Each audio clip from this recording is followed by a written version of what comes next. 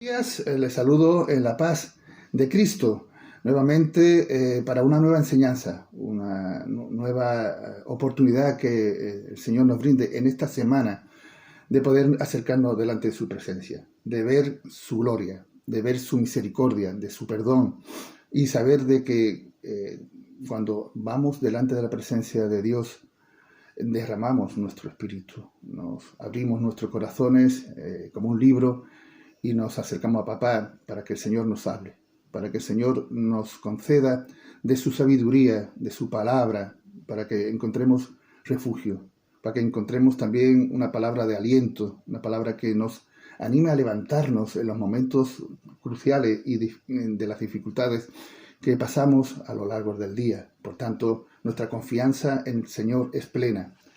Por eso debemos confiar absolutamente en la soberanía de Dios a pesar de las circunstancias que pasemos. El Señor nos levantará, nos fortalecerá y sacará de las circunstancias. Pero también es bueno que nosotros pongamos fe, ánimo y pasión por las cosas que el Señor nos da. Les invito nuevamente a que sigan viendo los vídeos que sirvan de apoyo y materia de ayuda para la comprensión de cómo el Señor trabaja en nuestras vidas, cómo Él va ayudándonos a comprender aún mayor la capacidad de entender la verdad, la libertad y la salvación que obtenemos y la recompensa que esperamos allá en los cielos, que es la vida eterna. Empezamos el tema de esta mañana recordando que se habló la semana pasada del perdón, de esa línea directriz que marcó Dios en la persona de Jesús. Ese amor maravilloso, sublime, que demostró a la humanidad y sobre todo la importancia de perdonar, como lo hizo Jesús allá en la cruz, al entregar su vida por cada uno de nosotros. Sin embargo, cuando nos hacen daño, la reacción típica y natural que encontramos es la de repeler la agresión, ya sea de palabra o acción. Tratamos por todos los medios que ese daño, por las represalias, pues no sean traumáticas y decidimos, por tanto, poner remedio. Nos aislamos, nos separamos, porque creemos conveniente de ello, porque son amistades tóxicas y perjudiciales. Sin embargo, y a medida que pasa el tiempo, por esas heridas, han ahondado tan profundamente en el corazón que han causado un efecto peor. Los rencores, que se le añade la amargura terminando en odio. Se ha endurecido tanto nuestro corazón que no cabe la posibilidad alguna porque nos encerramos más y más.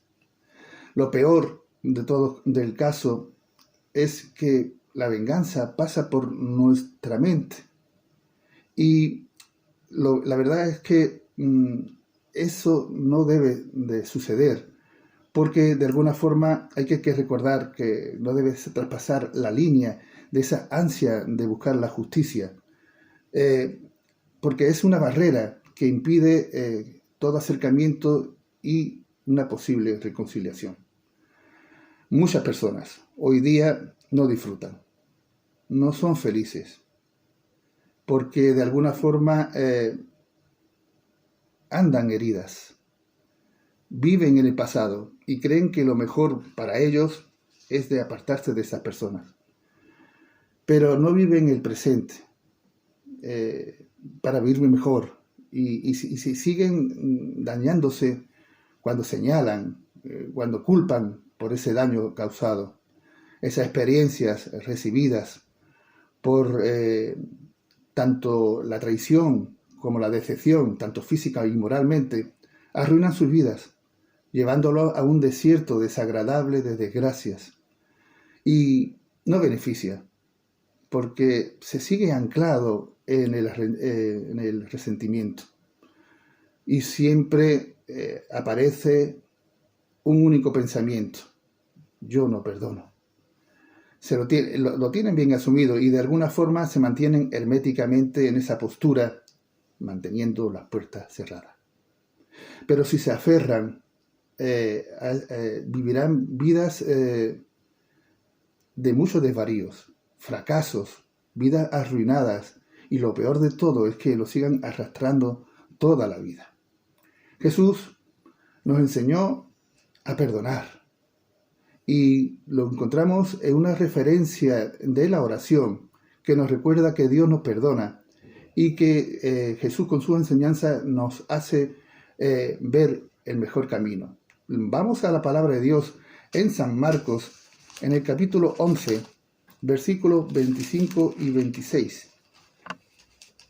Dice así la palabra de Dios: y cuando estéis orando, perdonad si tenéis algo contra alguno, para que también vuestro Padre, que está en los cielos, perdone a vuestras ofensas. Porque si vosotros no perdonáis, tampoco vuestro Padre que está en los cielos os perdonará vuestras ofensas. Esta es una oración que solo sirve cuando hay un espíritu perdonador. El amor nos enseña incluso a perdonar a nuestros enemigos, como se ve en San Mateo, capítulo 5, versículo 44. Y las veces que hay que perdonar, como se ve en San Mateo, capítulo 18, versículos 21-22.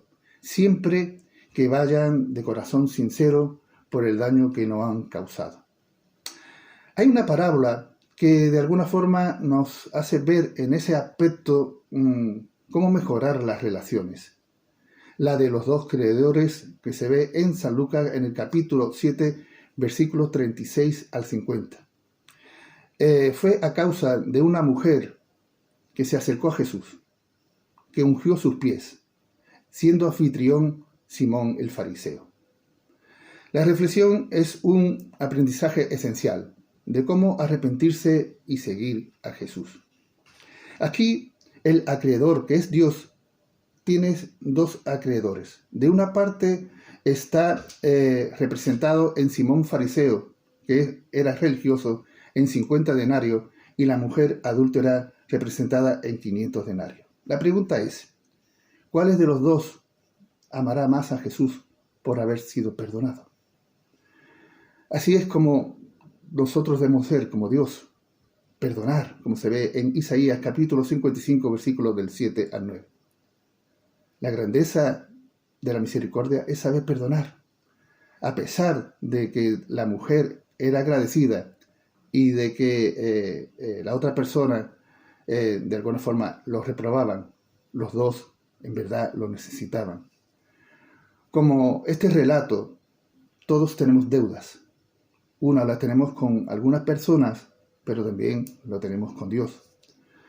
Todos somos pecadores por nuestros pecados, pero Jesús pagó el precio allá en la cruz, porque nadie lo podía hacer salvo Él, como se ve en Salmos, capítulo 49, versículo del 6 al 7. Una deuda saldada que hizo Jesús allá en la cruz. Por tanto, al arrepentirnos, recibimos ese perdón de nuestros pecados y somos agradecidos al seguirle, al amarle y sobre todo a entregar nuestras vidas. Solo los que saben reconocer los pecados entienden que necesitan de ese perdón y de ese cambio radical en sus vidas y se entregan por completo a Jesús. En definitiva, recibimos ese perdón porque es para la remisión de los pecados y que sirve también para liberarse de los sentimientos de odio, de rencor y para que podamos disculpar al ofensor de sus culpas. Hasta aquí el mensaje de esta mañana.